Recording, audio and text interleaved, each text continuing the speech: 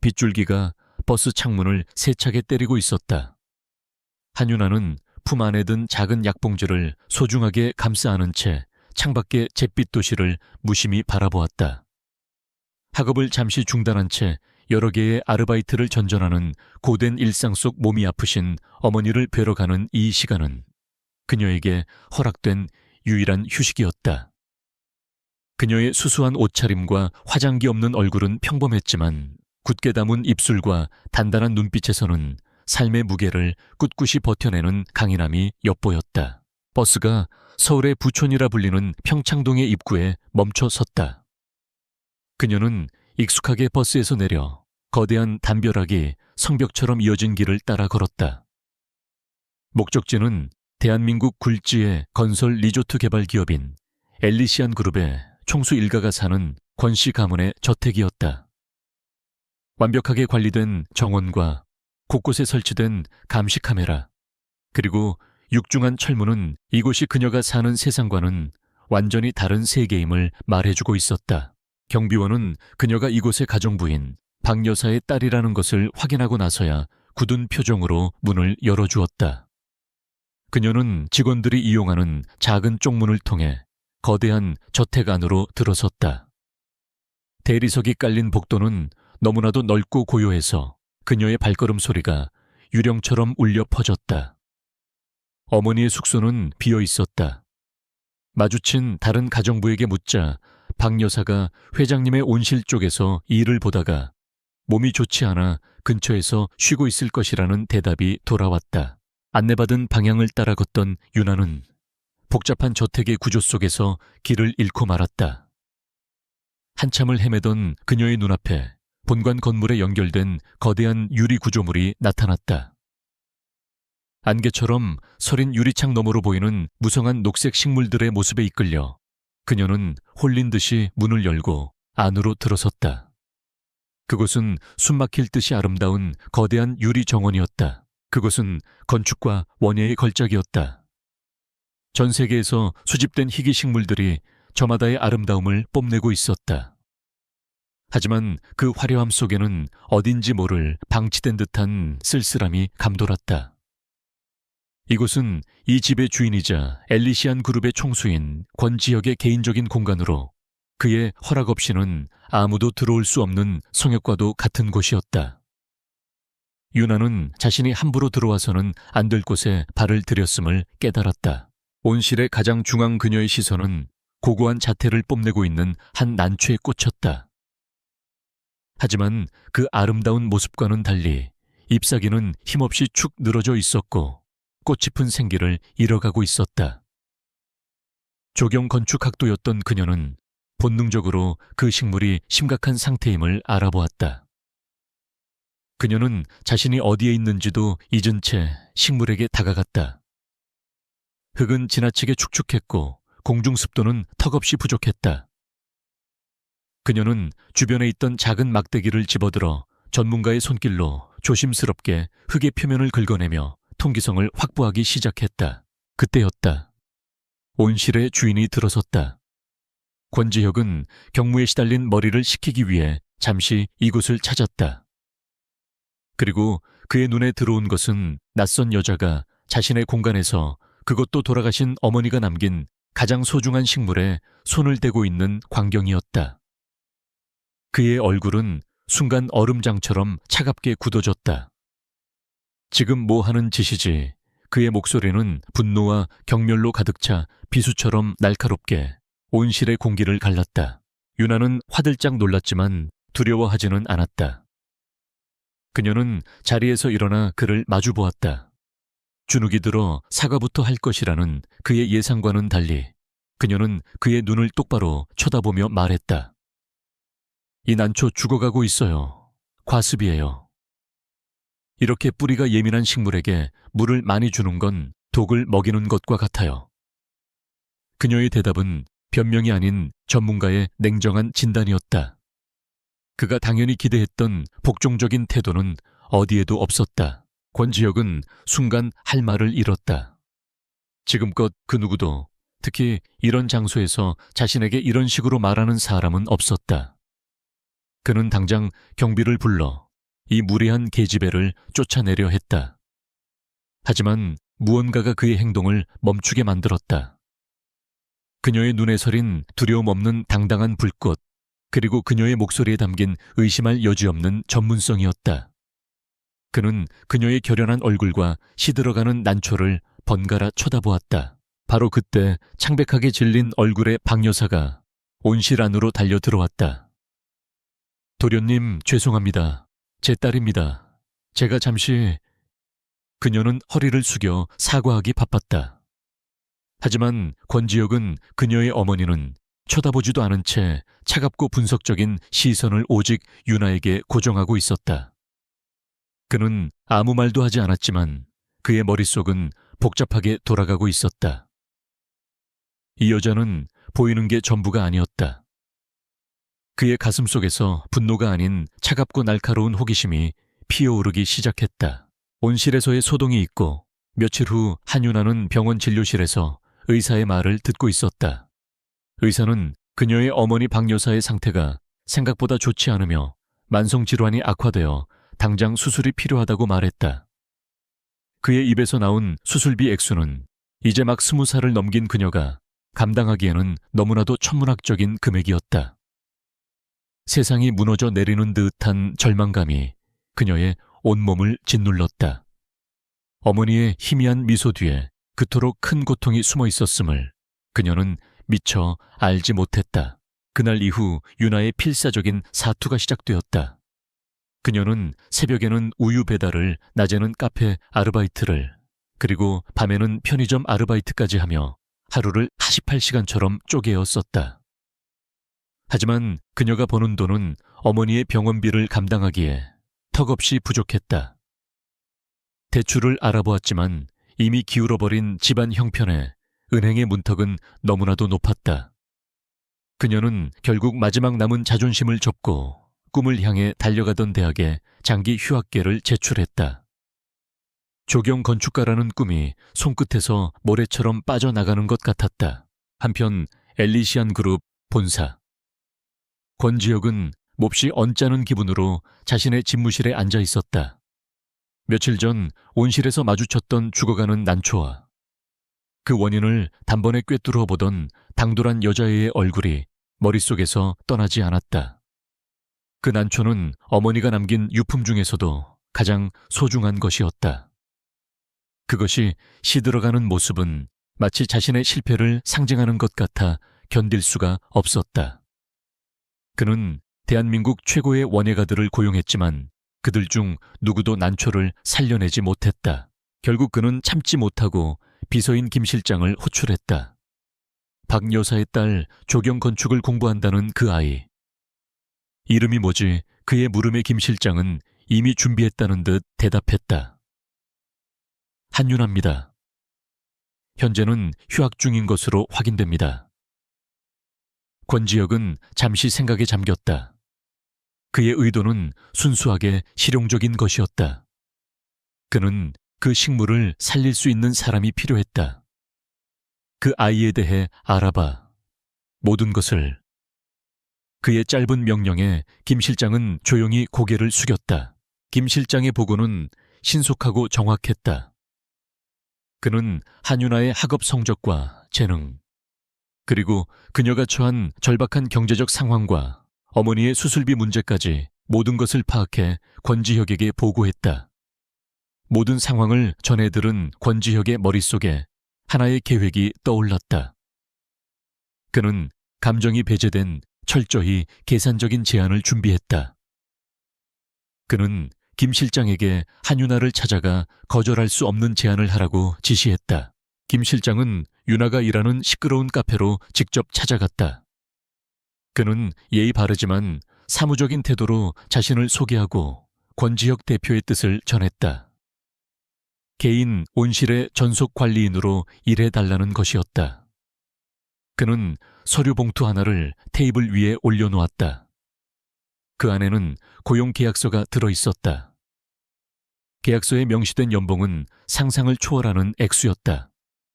어머니의 수술비와 생활비를 모두 해결하고도 남을 만큼의 큰돈이었다. 유나는 충격에 휩싸였다. 그녀의 자존심이 거절하라고 소리치고 있었다. 그 오만하고 차가운 남자를 위해 일하는 것은 굴복이나 다름없었다. 그의 변덕에 휘둘리고 그에게 빚을 지는 것은 생각만 해도 끔찍했다. 이것은 부자의 동정 혹은 잠시의 흥미일 뿐이라고 생각하자 참을 수 없는 모욕감이 밀려왔다. 그녀는 단호하게 제안을 거절했다. 그런 돈 필요 없습니다. 김 실장은 그녀를 압박하지 않았다. 그는 조용히 계약서를 테이블 위에 놓아둔 채 말했다. 권 대표님은 자선 사업을 하지 않습니다. 철저히 결과에 대해서만 대가를 지불하십니다. 제안은 24시간 동안 유효합니다. 어머님의 상태에 대해서도 알고 있습니다. 무엇이 진정으로 중요한 것인지 신중하게 생각해 보시길 바랍니다. 그는 그 말을 남기고 떠났다. 어머니를 언급한 그의 마지막 말은 그녀의 자존심에 날아와 박힌 결정타였다. 그날 밤 유나는 지옥 같은 시간을 보냈다. 자신의 자존심과 어머니를 향한 사랑 사이에서 그녀는 밤새도록 갈등했다. 그녀는 병원에서 받은 진료비, 청구서와 책상 위에 놓인 고용계약서를 번갈아 바라보았다. 그녀에게는 다른 선택지가 없었다. 어머니의 목숨을 구하는 것이 상처받은 자존심보다 수만 배는 더 중요했다. 무거운 마음으로 그녀는 다음날 아침 김 실장에게 전화를 걸었다. 다음날 유나는 다시 권 씨 가문의 육중한 철문 앞에 섰다. 하지만 이번에는 방문객이 아닌 고용인의 신분이었다. 그녀는 비서가 지켜보는 앞에서 계약서에 서명했다. 권지혁의 모습은 보이지 않았다. 굴욕감과 불안감이 그녀를 덮쳤지만 동시에 어머니를 살릴 수 있다는 작은 안도감도 느꼈다. 그녀는 악마와 계약을 맺었다. 그리고 이제 그의 성역인 유리정원으로 들어가 그 대가를 치러야만 했다. 한유나의 첫 출근 날, 그녀는 다시 한번 거대한 유리정원 안으로 들어섰다.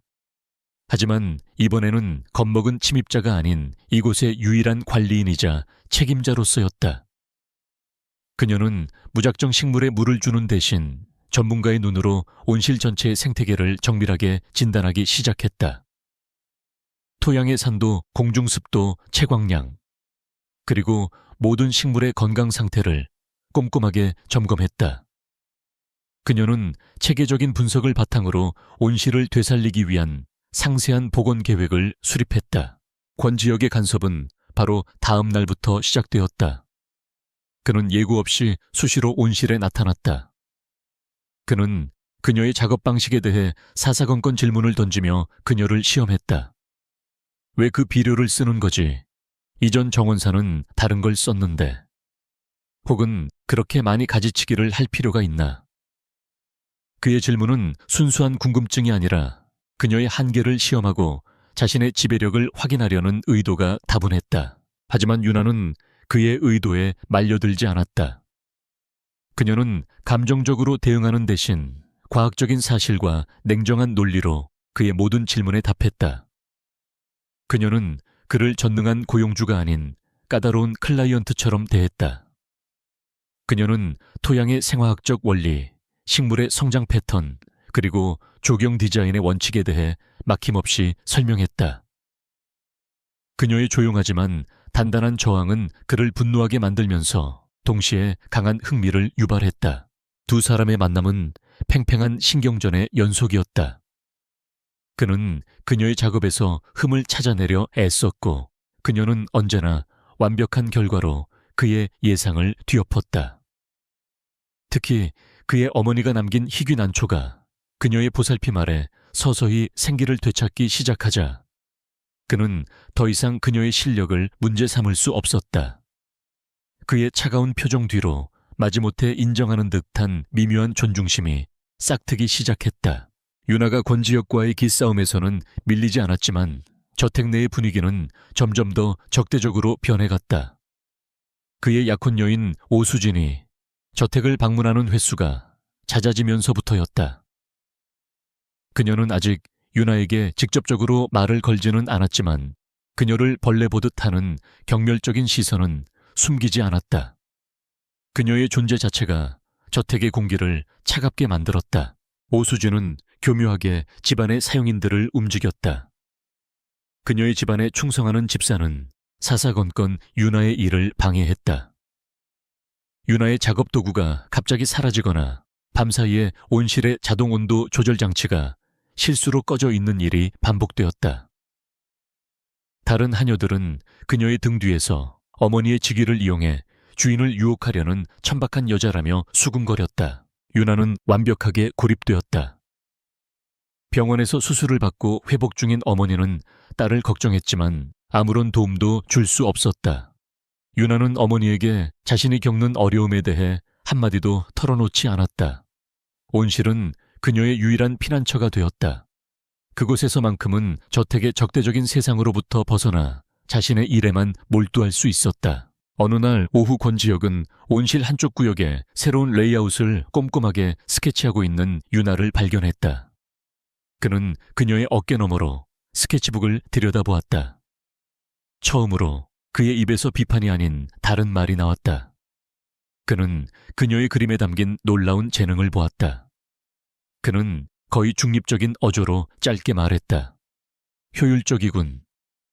감정을 드러내지 않는 그에게 그것은 최고의 칭찬이나 다름없었다. 그들 사이에 아주 짧고 예기치 않은 전문가로서의 교감이 스쳐 지나갔다. 하지만 오수진이 멀리서 그 짧은 순간을 목격하고 말았다. 권지혁이 가정부의 딸을 차가운 무관심이 아닌 다른 눈빛으로 바라보는 광경은 그녀의 마음속에 경고등을 켰다. 그녀의 질투심과 의심이 독버섯처럼 자라나기 시작했다. 그것은 곧 다가올 정면 충돌의 서막이었다. 긴 하루의 끝. 윤아는 작업 도구를 정리하고 있었다. 시들어가던 난초에서 건강해 보이는 새 잎눈이 돋아난 것을 발견했다. 그녀의 작은 승리의 증표였다. 그녀는 잠시나마 자부심을 느꼈다. 하지만 등 뒤에서 다시 들려오는 하녀들의 수군거림에 그 감정은 순식간에 사라지고 익숙한 외로움이 그녀를 덮쳤다. 그녀는 이것이 단순한 일이 아님을 알고 있었다. 자신을 거부하려는 세상 속에서 살아남기 위한 처절한 싸움이었다. 찌는 듯이 덥고 습한 여름날 오후였다. 하늘은 불길한 예감처럼 순식간에 짙은 먹구름으로 뒤덮였다. 한윤아는 온실 안에서 다가오는 폭풍에 대비해 식물들을 점검하며 작업을 마무리하고 있었다. 공기는 무겁게 가라앉았고 세상의 모든 소리가 숨을 죽인 듯한 압도적인 정적이 흘렀다. 그녀는 이유를 알 수 없는 불안감을 느끼며 어서 일을 마치고 이곳을 벗어나고 싶다는 생각뿐이었다. 바로 그때 세상이 찢어지는 듯한 굉음과 함께 폭풍우가 시작되었다. 번개가 하늘을 갈랐고 잠시 후 천둥 소리가 온실의 유리벽을 뒤흔들었다. 장대 같은 비가 미친 듯이 쏟아져 내리며 세상을 온통 회색빛으로 물들였다. 온실 안은 마치 거대한 폭풍의 눈 안에 갇힌 것처럼 외부의 광란과 고립되어 기묘한 긴장감을 자아냈다. 같은 시각 본관의 집무실에 있던 권지혁은 일을 손에 잡지 못하고 있었다. 창문을 때리는 빗소리와 번개의 섬광이 그의 가장 깊은 곳에 묻어두었던 끔찍한 기억을 끄집어내고 있었다. 그의 이마에 식은땀이 맺히고 호흡이 가빠지기 시작했다. 그의 완벽했던 통제력에 균열이 가고 있었다. 그는 저항할 수 없는 충동에 이끌려 어머니의 성역이었던 온실로 비틀거리며 향했다. 하지만 온실은 그에게 안식처가 되어주지 못했다. 바깥의 폭풍은 그의 내면에서 몰아치는 폭풍을 더욱 증폭시킬 뿐이었다. 그는 결국 온실 안의 벤치 위로 무너지듯 쓰러졌다. 숨이 제대로 쉬어지지 않았다. 그는 극심한 공황 발작에 사로잡혔다. 강력한 카리스마를 자랑하던 엘리시안 그룹의 총수는 사라지고 그 자리에는 과거의 망령에 사로잡힌 겁에 질린 한 남자만이 남아있었다. 뒷문을 통해 온실을 빠져나가려던 윤아는 안쪽에서 들려오는 거친 숨소리에 발걸음을 멈췄다. 그녀는 소리가 들리는 곳으로 조심스럽게 다가갔다가 벤치 위에서 고통스럽게 몸부림치고 있는 그를 발견했다. 그의 모습에 충격을 받은 그녀의 첫 번째 본능은 사람을 부르는 것이었다. 하지만 그의 눈에 서린 필사적인 두려움과 도움을 구하지 말아달라는 무언의 애원을 본 순간 그녀는 생각을 바꾸었다. 그녀는 자신의 지식을 재빨리 올렸다. 주여, 올렸다. 특정 식물의 향기가 불안정한 신경계를 진정시키는 데 효과가 있다는 사실을 기억해냈다. 그녀는 자신이 온실 한쪽 구석에 가꾸고 있던 작은 허브 정원으로 달려갔다. 그녀는 갓 자라난 라벤더와 캐모마일 잎을 뜯어 손바닥 안에서 부드럽게 으깼다. 곧이어 마음을 안정시키는 부드럽고 상쾌한 향기가 피어올랐다. 그녀는 그에게 천천히 다가갔다. 그를 건드리지 않고 향기가 나는 자신의 손을 그의 얼굴 가까이 가져갔다. 그리고 그녀는 부드럽고 차분한 목소리로 속삭였다. 숨을 쉬세요. 이 향기에만 집중해요. 저와 같이 천천히. 그녀의 꾸준하고 나지막한 목소리와 허브의 향기가 그의 혼란스러운 의식 속으로 스며들기 시작했다. 그는 본능적으로 그녀의 호흡에 자신의 호흡을 맞추기 시작했다. 거짓말처럼 그의 발작이 서서히 가라앉았다. 바깥의 폭풍도 어느새 잠잠해지고 있었다. 그는 땀에 흠뻑 젖은 채 탈진한 상태로 벤치에 앉아 있었다. 하지만 그의 눈은 이제 초점을 되찾고 있었다. 그는 자신에게 일어난 일, 그리고 눈앞의 여자가 자신을 위해 해준 일을 깨닫고 혼란스러운 눈빛으로 그녀를 바라보았다. 그의 눈에는 당혹감과 수치심, 그리고 아주 미약한 무언가가 뒤섞여 있었다. 폭풍이 지나간 후에 고요 속에서 두 사람 사이에는 말없이도 전해지는 미묘한 감정이 흘렀다. 그는 고맙다는 말을 하지 못했다. 하지만 그녀를 밀어내지도 않았다. 그는 그저 길을 잃은 아이처럼 상처 입은 모습을 드러낸 채 앉아 있었다. 유나는 그에게 물 한 잔을 가져다 준 뒤 그를 버려두지 않으면서도 그가 혼자 있을 수 있도록 조용히 거리를 두고 앉았다. 오랜 침묵 끝에 권지혁은 마침내 자리에서 일어났다. 그는 어느 정도 평정을 되찾았지만 그의 눈에는 여전히 트라우마의 그림자가 남아있었다. 그는 아무 말 없이 그 어떤 표정도 읽을 수 없는 얼굴로 유나를 한번 쳐다본 뒤 온실을 나갔다. 하지만 무언가 근본적으로 변해 있었다. 그는 그녀에게 자신의 가장 깊은 상처를 보였고 그녀는 동정이나 두려움이 아닌 조용한 힘과 연민으로 응답했다. 그들 사이에 얼음벽에 처음으로 균열이 생겼다. 폭풍우가 지나간 후 며칠 동안 한유나와 권지혁 사이에는 미묘한 기류가 흘렀다. 노골적인 적대감은 사라졌지만 그 자리에는 어색하고 조용한 긴장감이 맴돌았다. 권지혁은 온실에 나타나는 횟수를 줄였다. 하지만 유나는 가끔씩 멀리서 자신을 지켜보는 듯한 그의 시선을 느낄 수 있었다. 그는 말없이 희귀식물에 대한 전문 서적들을 벤치 위에 놓아두는 것으로 그녀의 전문성을 간접적으로 인정하고 있었다. 하지만 이런 변화를 눈치챈 것은 유나뿐만이 아니었다. 권지혁의 공식적인 약혼녀이자 두 가문의 사업적 거래를 위해 묶인 오수진은 누구보다 예민하게 그 변화를 감지했다. 지혁은 이전보다 훨씬 더 차갑고 냉담하게 그녀를 대했다. 그녀는 또한 집안 사용인들 사이에서 폭풍우가 몰아치던 날 밤 온실에서 가정부의 딸과 지혁이 단둘이 있었다는 소문을 전해 들었다. 그녀의 마음속에서 의심과 질투가 독초처럼 자라나기 시작했다. 오수진은 이 벌레 같은 존재를 직접 처리하기로 마음먹었다. 그녀에게 한유나는 그저 비천한 신분을 무기 삼아 신분 상승을 노리는 하녀의 딸, 그 이상도 이하도 아니었다. 그녀는 자신의 지위와 부를 과시하며 유나를 원래 있던 자리로 되돌려 보내기 위해 위풍당당하게 온실로 향했다. 그녀는 마치 여왕처럼 온실 안으로 들어섰다. 완벽한 메이크업 머리부터 발끝까지 휘감은 명품, 그리고 그녀에게서 뿜어져 나오는 오만한 부유함의 향기는 온실의 자연스러운 아름다움과 극명한 부조화를 이루었다.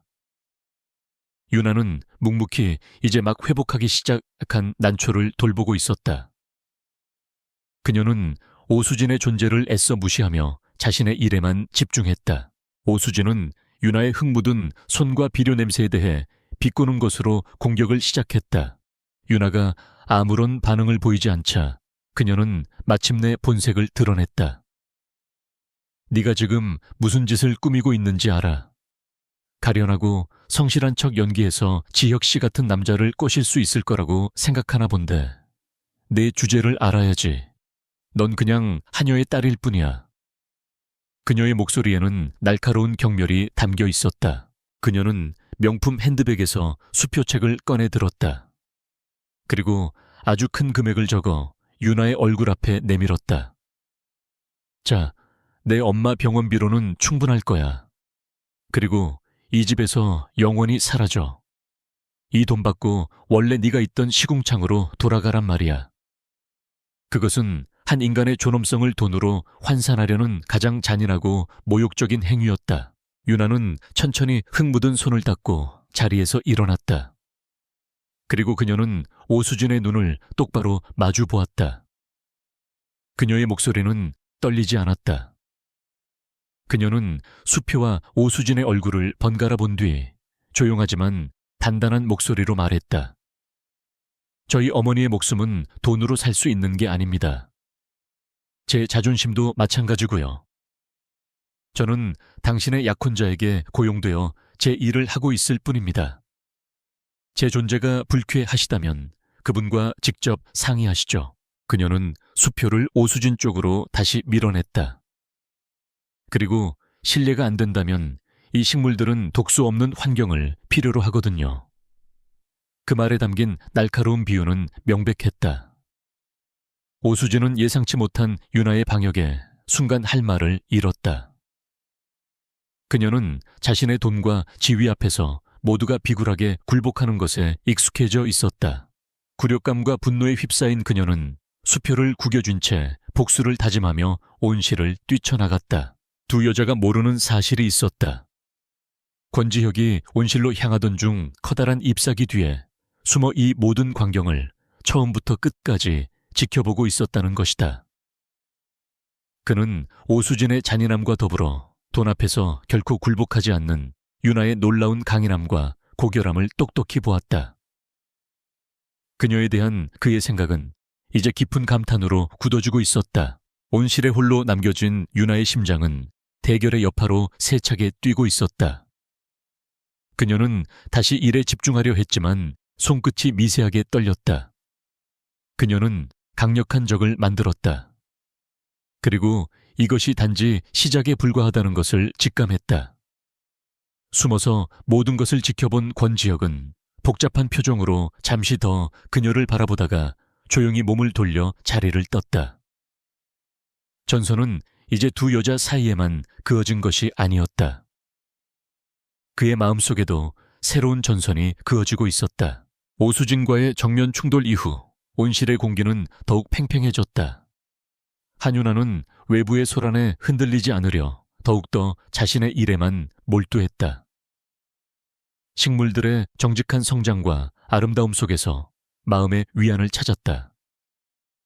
온실은 이제 그녀의 피난처이자 그녀가 실력으로 자신의 가치를 증명해 보이는 전쟁터였다.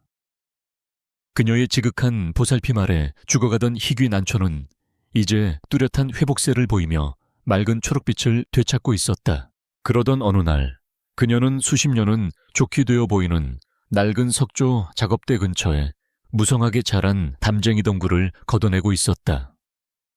끈질긴 담쟁이 덩굴을 걷어내던 그녀의 손끝에 살짝 헐거워진 돌 하나가 느껴졌다. 호기심이 발동한 그녀는 조심스럽게 그 돌을 빼내보았다. 그러자 돌 밑으로 방수 처리된 작은 비밀 공간이 모습을 드러냈다.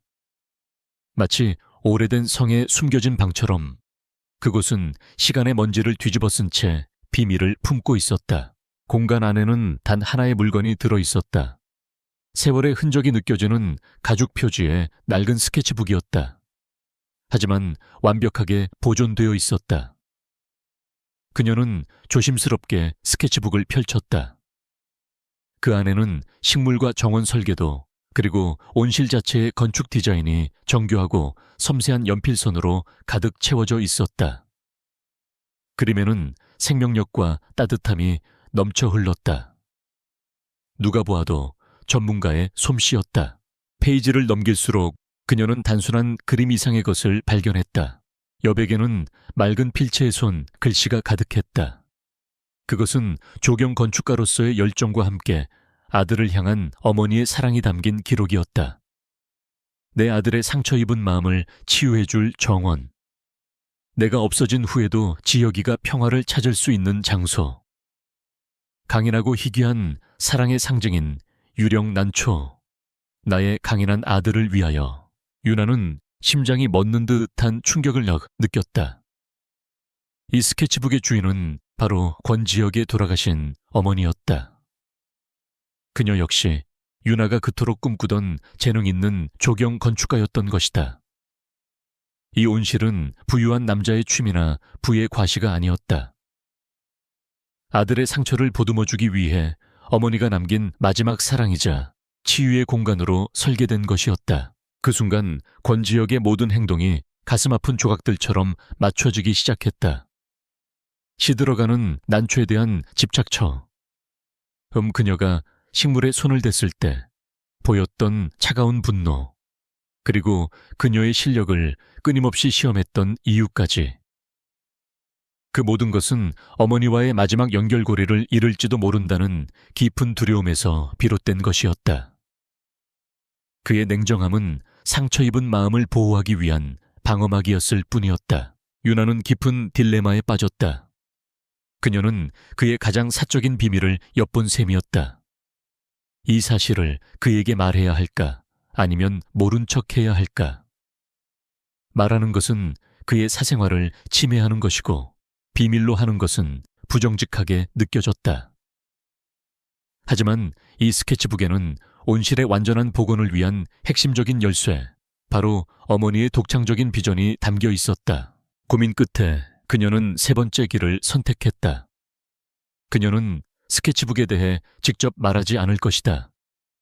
대신 그녀는 그의 어머니가 남긴 디자인과 철학을 바탕으로 이 온실을 원래의 의도대로 복원하기로 결심했다.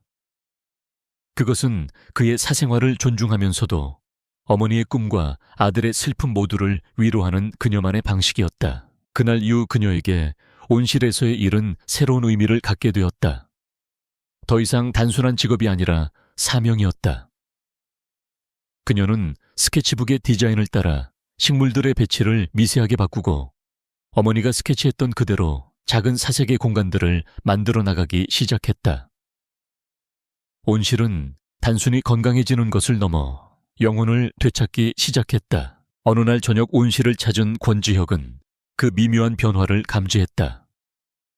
아직 큰 변화는 아니었지만 온실의 분위기가 어딘지 모르게 더 따뜻하고 평화로워진 것을 느꼈다. 그의 시선은 식물을 부드럽게 어루만지고 있는 윤에게로 향했다. 그녀의 표정에는 이전에는 볼 수 없었던 온화하지만 굳은 결의가 서려 있었다. 그는 이유를 알 수 없었지만 그곳이 어린 시절 기억 속의 성역과 점점 더 닮아가고 있다고 느꼈다. 평화는 길지 않았다. 대한민국 재계는 오수진의 아버지 오 회장이 이끄는 태양건설의 공격적인 행보에 술렁이기 시작했다. 그들은 공개 시장에서 엘리시안 그룹의 주식을 무서운 속도로 사들이기 시작했고, 동시에 언론의 권지혁의 건강 문제와 리더십에 대한 악의적인 소문을 퍼뜨렸다. 주가는 불안정하게 흔들렸고 엘리시안 그룹은 창사 이래 가장 큰 위기 앞에 놓였다. 본격적인 적대적 인수 합병 시도였다. 권지혁은 사방에서 몰아치는 공격에 맞서 싸워야 했다. 계속해서 악화되는 건강과 싸우는 동시에 이제는 자신의 회사마저 지켜내야 했다. 그의 평소와 같은 냉혹하고 무자비한 사업 방식은 똑같이 교활한 방법으로 맞서오는 태양건설 앞에서 힘을 잃어가고 있었다. 그는 충성스러운 임원들과 밤낮으로 대책 회의를 하며 방어에 나섰지만 상황은 점점 그에게 불리하게 돌아가고 있었다. 태양건설의 핵심 전략은 명확해졌다. 그들은 엘리시안 그룹의 사활이 걸린 제주도 대규모 리조트 개발 사업을 공격하고 있었다. 사업의 실행 가능성에 대한 의혹을 제기하고 인허가 과정에 압력을 넣어 사업을 지연시켰다. 이를 통해 투자자들의 불안 심리를 자극하고 주가를 폭락시켜 더 적은 비용으로 회사를 집어삼키려는 속셈이었다. 권지혁은 그들의 의도를 알면서도 속수무책으로 당하고 있었다. 윤아는 외부와 단절된 채 뉴스를 통해 이 모든 상황을 무거운 마음으로 지켜보고 있었다. 그녀는 권지혁이 벌이고 있는 외로운 싸움을 볼 수 있었다. 그녀는 제주 리조트 사업의 설계도를 구해 권지혁 어머니의 스케치북에 담긴 철학과 비교하기 시작했다. 그녀는 현재의 계획이 수익성은 높을지 몰라도 그의 어머니가 그토록 혐오했던 자연을 파괴하는 평범하고 영혼 없는 설계라는 것을 깨달았다. 그녀의 머릿속에서 하나의 아이디어가 섬광처럼 터져 나왔다. 그녀는 그날 밤 뜬 눈으로 사우며 미친 듯이 무언가에 몰두했다. 자신의 모든 재능과 스케치북에서 얻은 영감을 바탕으로 그녀는 제주 리조트를 위한 완전히 새로운 마스터 플랜을 그려나갔다. 자연을 파괴하는 대신 자연과 완벽하게 통합되는 지속 가능한 친환경 럭셔리 리조트. 치유의 건축이라는 그의 어머니의 철학이 고스란히 담긴 혁명적인 컨셉이었다. 자신의 분수를 넘는 행동이라는 것을 알았지만 그녀에게는 다른 선택지가 없었다. 그녀는 비서를 통해 권지혁과의 면담을 요청했다. 긴급 임원 회의가 열리고 있는 그의 집무실. 불안한 표정의 임원들 앞에서 그녀는 자신의 계획을 펼쳐 보였다. 처음에는 모두가 그녀를 무시했다. 고작 정원사 따위가 수조 원짜리 프로젝트에 감히 끼어든다며 분노하는 사람도 있었다. 하지만 윤아는 물러서지 않았다. 그녀는 침착하게 자신의 계획이 가진 전략적 우수성을 설명하기 시작했다. 그것은 단순히 윤리적 예술적으로 뛰어난 설계가 아니었다. 친환경에 관심이 많은 새로운 글로벌 투자자들을 유치하고 악의적인 소문을 잠재울 긍정적인 여론을 형성하며 태양건설을 포함한 모든 경쟁사와 엘리시안을 차별화시킬 수 있는 최고의 사업적 카드였다. 적의 공격 지점을 우리의 최대 강점으로 바꾸는 역발상이었다. 권지혁은 충격 속에서 그녀의 말을 듣고 있었다. 그는 그녀의 설계에서 어머니의 철학, 어머니의 영혼을 보았다. 그리고 동시에 그 뒤에 숨겨진 냉철하고 치밀한 사업적 논리도 꿰뚫어 보았다. 이것은 거대한 도박이었다. 기존의 계획을 고수하는 것은 서서히 패배로 가는 길이었고 그녀의 계획은 위험하지만 압도적인 승리를 가져올 수 있는 단 하나의 길이었다. 그는 결정을 내렸다. 그렇게 진행해. 그의 한마디의 회의실은 찬물을 끼얹은 듯 조용해졌다. 새로운 태스크포스 팀을 구성하고 디자인팀은 한윤아 씨가 직접 이끌도록. 그는 단순히 그녀의 설계를 승인한 것이 아니었다. 그는 그녀를 정원사에서 핵심 전략가로 격상시켰다. 그들의 관계는 이제 사적인 것을 넘어 회사의 운명을 건 진정한 전략적 동맹이 되었다. 며칠 후 윤아는 설계도와 프로젝트 파일로 가득 찬 새로운 임시 사무실에 앉아 있었다. 어깨를 짓누르는 책임감은 실로 엄청났지만 그녀는 지금껏 느껴보지 못했던 강렬한 사명감에 휩싸였다. 그녀는 마침내 자신의 진짜 재능을 세상에 펼칠 기회를 얻었다. 권지혁이 잠시 사무실 문 앞에 서서 그녀가 일하는 모습을 지켜보고 있었다. 그의 눈빛은 더 이상 차갑지 않았다. 희망과 신뢰가 뒤섞인 강렬한 눈빛이었다. 결전의 날이 밝았다.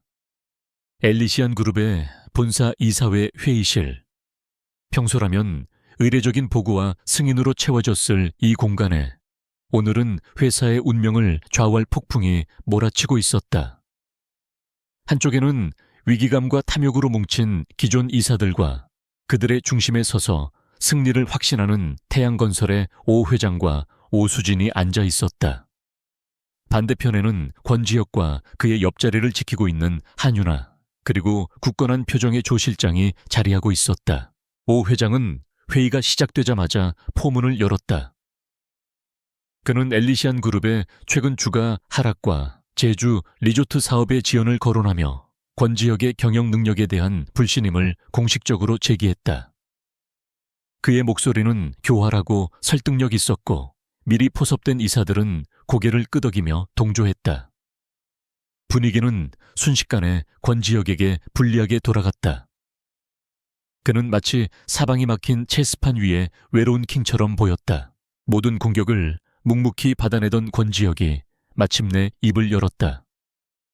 그의 목소리는 약했지만 그 안에는 흔들림 없는 결의가 담겨 있었다. 제주 리조트 사업의 지연은 사실입니다. 하지만 그것은 후퇴가 아니라 더 위대한 도약을 위한 준비였습니다. 그는 모두의 시선이 집중된 가운데 자신의 옆에 앉은 유나를 가리켰다.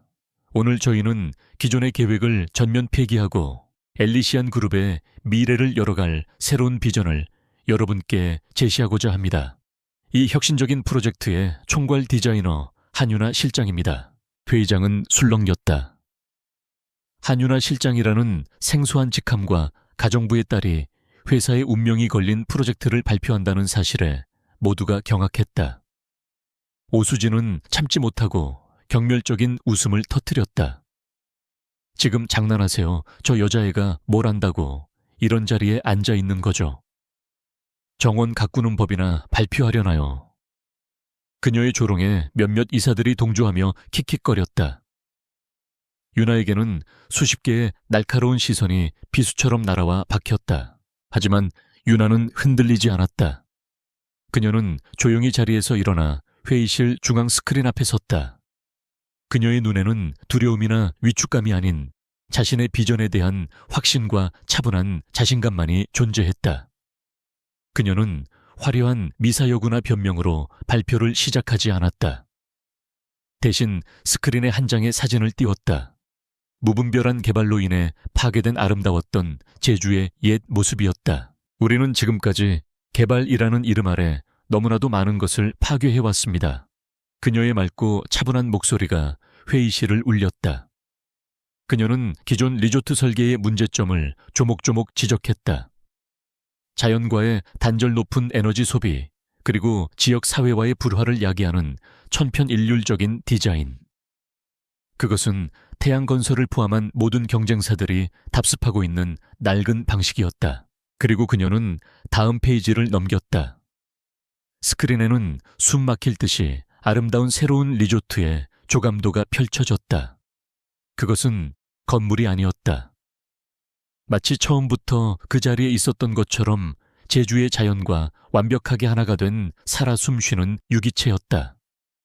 우리의 새로운 비전은 짓는 것이 아니라 되살리는 것입니다. 그녀는 자신의 설계를 설명하기 시작했다. 건물의 모든 에너지는 태양광과 지열로 충당되고 사용된 물은 100% 정화되어 단지 내 생태공원으로 흘러 들어간다. 리조트의 모든 자재는 친환경 인증을 받은 것만을 사용하며 지역 주민들과 상생하는 프로그램을 통해 새로운 일자리를 창출한다. 오 회장은 코웃음을 치며 그녀의 말을 끊었다. 꿈같은 소리군. 그렇게 해서 수익이 나겠소. 자선사업 하자는 게 아니라면 당장 그 비현실적인 계획은 집어치우시오. 그의 공격에 유나는 당황하지 않았다. 그녀는 다음 페이지를 넘겼다. 화면에는 복잡한 재무 분석 데이터와 예상 수익률 그래프가 나타났다. 그녀는 자신의 계획이 윤리적으로 옳을 뿐만 아니라 사업적으로도 월등히 뛰어나다는 것을 숫자로 증명해 보였다. 그녀는 전 세계적으로 급성장하고 있는 친환경 럭셔리 관광시장의 규모와 잠재력을 제시했다. 그녀의 설계는 건설 초기 비용은 조금 더 들지 몰라도 장기적으로는 에너지 비용 절감과 높은 객실 점유율, 그리고 지속 가능한 럭셔리라는 독보적인 브랜드 가치를 통해 기존 계획보다 훨씬 높은 수익을 가져다 줄 것이었다. 그녀의 논리는 완벽했고 그 누구도 반박할 수 없었다. 회의실의 분위기가 미묘하게 바뀌기 시작했다. 이사들은 더 이상 그녀를 가정부의 딸로 보지 않았다. 그들은 자신들 앞에 젊은 여성이 가진 날카로운 통찰력과 치밀한 전략가의 면모에 압도당하고 있었다. 마지막으로 그녀는 스크린에 권지혁 어머니의 스케치북에 있던 한 문장을 띄웠다. 진정한 건축은 자연에 대한 경의에서 시작된다. 이것이 바로 엘리시안 그룹의 창업 정신이자 우리가 되찾아야 할 가치입니다. 우리는 단순히 건물을 파는 회사가 되어서는 안 됩니다. 우리는 사람들에게 잊을 수 없는 경험과 치유를 선물하는 회사가 되어야 합니다. 그녀의 진심 어린 마지막 말은 탐욕에 물들어 있던 이사들의 마음을 움직였다. 발표가 끝나자 길고 무거운 침묵이 흘렀다. 마침내 이사회에서 가장 영향력 있는 원로 이사가 천천히 입을 열었다. 나는 한윤아 실장의 비전에 동의합니다. 이것이야말로 우리가 나아가야 할 길이요. 그의 한마디가 신호탄이 되었다. 다른 이사들도 하나둘씩 그녀의 계획에 대한 지지를 표명하기 시작했다. 전세는 완전히 뒤집혔다. 오 회장과 오수진은 믿을 수 없다는 표정으로 굳어버렸다. 그들의 완벽했던 계획은 그들이 가장 무시했던 존재의 손에 의해 산산조각이 났다. 이사회에서의 완벽한 승리 이후 재계의 판도는 완전히 뒤바뀌었다. 엘리시안 그룹의 혁신적인 친환경 리조트 사업 계획이 알려지자 주가는 연일 상한가를 기록했다. 반면 적대적 인수에 실패하고 비도덕적인 경영 방식이 드러난 태양건설은 투자자들의 외면 속에서 끝없는 추락을 거듭했다. 굴욕감에 휩싸인 오 회장은 더 이상 권지혁 앞에서 고개를 들 수 없었다. 두 가문 사이의 정략적인 약혼 관계는 이제 그 의미를 완전히 상실한 채 위태롭게 매달려 있었다. 한윤아는 더 이상 온실의 정원사가 아니었다. 그녀는 엘리시안 제주 에코 리조트 사업을 이끄는 핵심 책임자가 되었다. 그녀는 본사의 정식 사무실에서 국내 최고의 건축가와 디자이너들로 구성된 팀을 진두지휘했다. 그녀의 비전에 감탄한 팀원들은 그녀를 진심으로 따랐다. 그녀와 권지혁은 이제 상사와 부하 직원이 아닌 서로를 존중하고 신뢰하는 완벽한 파트너로서 함께 일했다. 저택의 온실은 완전한 변화를 맞이했다. 더 이상 차가운 식물들의 집합소가 아닌 생명력과 영혼이 넘치는 따뜻한 안식처가 되었다. 바로 권지혁의 어머니가 꿈꾸었던 모습 그대로였다. 온실 중앙의 유령 난초는 수년 만에 처음으로 신비롭고 고고한 자태의 꽃을 활짝 피워냈다. 그 만개는 단지 식물의 치유가 아닌 권지혁 자신의 상처 입은 마음이 치유되고 있음을 상징하는 듯했다. 권지혁은 오 회장과 오수진을 자신의 집무실로 불렀다. 그는 차갑고 사무적인 어조로 파혼을 공식적으로 통보했다. 이미 모든 것을 잃은 오 회장은 아무런 저항도 하지 못하고 그 제안을 받아들였다. 하지만 오수진은 이성을 잃고 발악했다. 그녀는 권지혁을 비난하고 마지막까지 윤아를 모욕했지만 그녀의 말에는 이제 아무런 힘도 실려 있지 않았다. 그녀는 결국 보안요원에게 이끌려 초라하게 퇴장했다. 그날 저녁 권지혁은 윤아를 온실로 불렀다. 온실 안은 고요하고 평화로웠다. 유리천장 너머로 쏟아지는 달빛이 만개한 꽃들을 신비롭게 비추고 있었다. 두 사람은 활짝 핀 유령 난초 앞에 나란히 섰다. 그는 처음으로 그녀에게 어머니에 대한 이야기를 꺼냈다. 어머니와의 추억, 그리고 이 정원이 어머니에게 어떤 의미였는지를. 그의 목소리에는 깊은 그리움이 묻어 있었다. 그는 천천히 그녀를 향해 돌아섰다. 그의 눈빛은 그녀가 지금껏 한 번도 본 적 없는 따뜻함과 연약함, 그리고 사랑으로 가득 차 있었다. 그는 어머니가 돌아가신 후 자신의 세상은 모든 색을 잃고 차가운 잿빛으로 변해버렸다고 고백했다. 그는 그 잿빛 세상 속에서 평생을 살다가 죽게 될 것이라고 믿었다고 말했다. 당신이 내 세상의 색을 되찾아 주었소.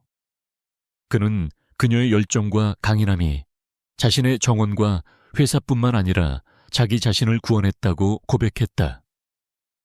그녀가 자신에게 다시 감정을 느끼는 법을 가르쳐 주었다고. 그의 눈에는 진심이 담겨 있었다. 더 이상 당신에게 내 정원사나 프로젝트 책임자가 되어달라고 부탁하는 게 아니오, 유나 씨. 내 모든 것의 파트너가 되어 주시오. 사랑합니다. 유나는 벅차오르는 감정을 주체할 수 없었다. 그녀 역시 애써 억눌러왔던 그를 향한 자신의 마음이 수면 위로 떠오르는 것을 느꼈다.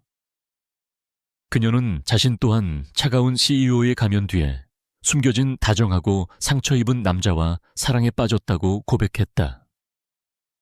두 사람은 만개한 꽃들 사이에서 서로의 마음을 확인하는 부드러운 첫 입맞춤을 나누었다. 그들의 관계는 이제 더 이상 비밀이나 계약이 아닌 진실하고 모두가 아는 사랑이 되었다.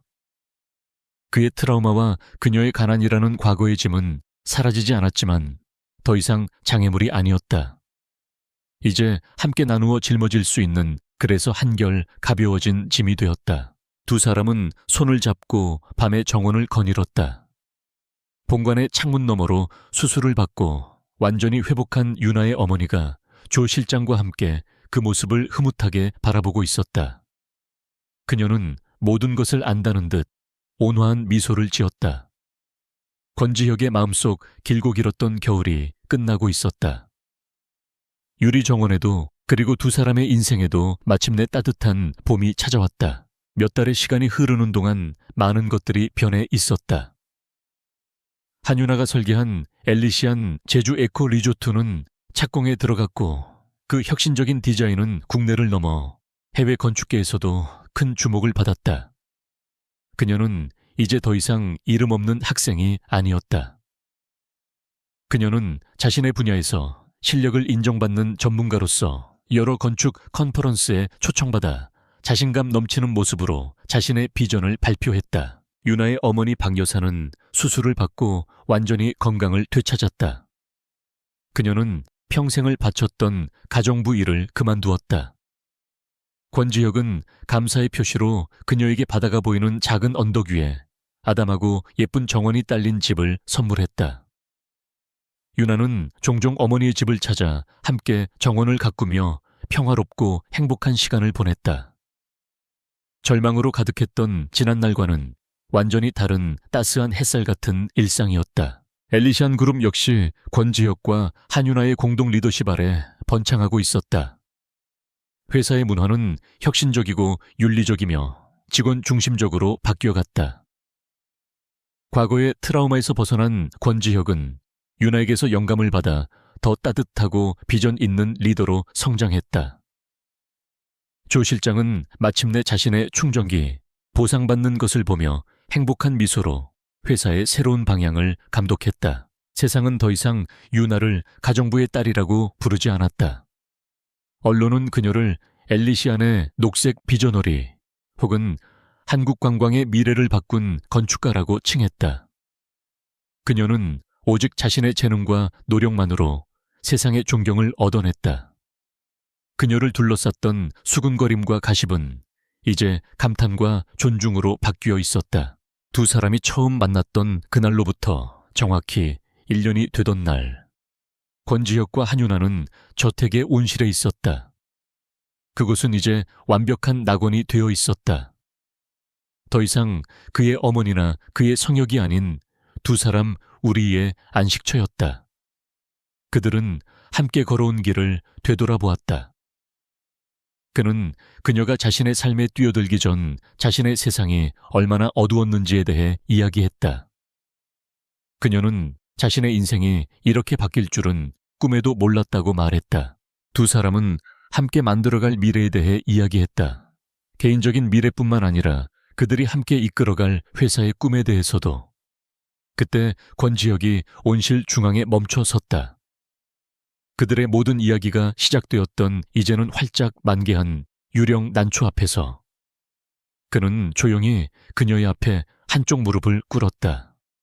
그의 손에는 그가 직접 디자인했다는 유령 난초를 닮은 소박하지만 아름다운 반지가 들려 있었다. 그것은 계약도 거래도 아니었다. 그의 진심이 담긴 세상에서 가장 진실한 프로포즈였다. 당신은 내 정원의 생명을 되찾아 주었고 내 회사의 미래를 되찾아 주었어. 그리고 마침내 잃어버렸던 내 심장을 되찾아 주었지. 한윤아 씨, 이제 내 인생의 영원한 정원사가 되어 주시오. 그의 목소리는 사랑으로 떨리고 있었다. 유나의 눈에서 기쁨의 눈물이 흘러내렸다. 그녀는 망설임 없이 고개를 끄덕였다. 네, 그럴게요. 죽어가던 식물과 절망에 빠졌던 한 여자로 시작된 그들의 이야기는 가장 아름답고 자연스러운 결말을 맞이하고 있었다. 두 사람이 나누는 입맞춤은 영원한 미래를 약속하는 증표였다. 마지막 장면, 두 사람은 손을 꼭 잡고 온실을 걸어 나왔다. 이제 더 이상 적대감과 비밀의 장소가 아닌 그들의 따뜻한 집이 된 본관을 향해서였다.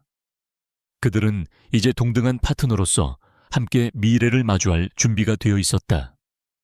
CEO의 정원사라는 말은 이제 그들의 특별했던 시작을 추억하는 세상에서 가장 사랑스러운 애칭이 되었다. 한 사람의 가치는 그의 배경이나 사회적 지위가 아니라 그의 인격과 재능, 그리고 그가 키워낼 수 있는 사랑으로 결정된다. 잘 가꾸어진 정원처럼 진정한 성장은 인내와 보살핌, 그리고 빛을 향해 나아갈 용기를 필요로 하는 법이다. 그들의 사랑과 인생이 바로 그 증거였다.